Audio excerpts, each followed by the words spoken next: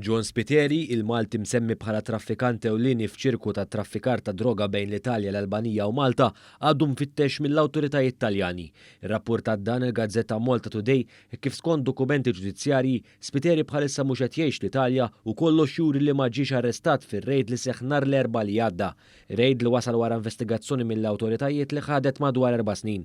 Fil-fatt nhar l-Erbgħa li għadda f'operazzjoni maġġur imsejħa la Vallett, membri tal-Guardia di Finanza arrestaw numru ta' persuni nqabdet mal-423 kg droga.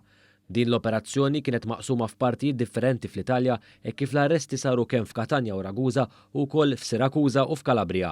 Mowa News l-Erbgħa li għadda, il-Korp tal-Pulizija ta' Malta qal li Spiteri ma ġiex arrestat f'pajjiżna filwaqt li ma kien hemm l-ebda talba sabiex uffiċjali Maltin jgħinu fl-operazzjoni.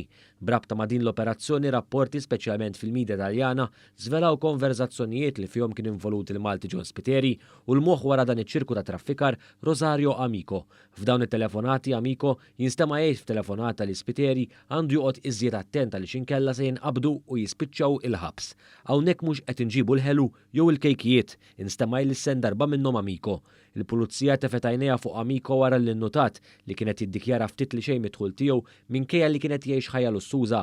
Il-Pulizija fi Sqallija qed timxi fuq it-teżi li Spiteri kien imexxi droga f'Malta li kienet tinġib mill-Albanija u parti minnha tinbieħ fi Sqallija u n-nofsinhar tal-Italja u parti oħra kienet tinbieħ lejn Malta. Din id-droga kienet tasal f'Malta bil-baħar billi jintuża il-katamaran bejn Sqallija u Malta. L-istess droga mbagħad kienet tispiċċa f'ħanut tal-ħaxix, f'ħattart u f'garax fil-Marsa.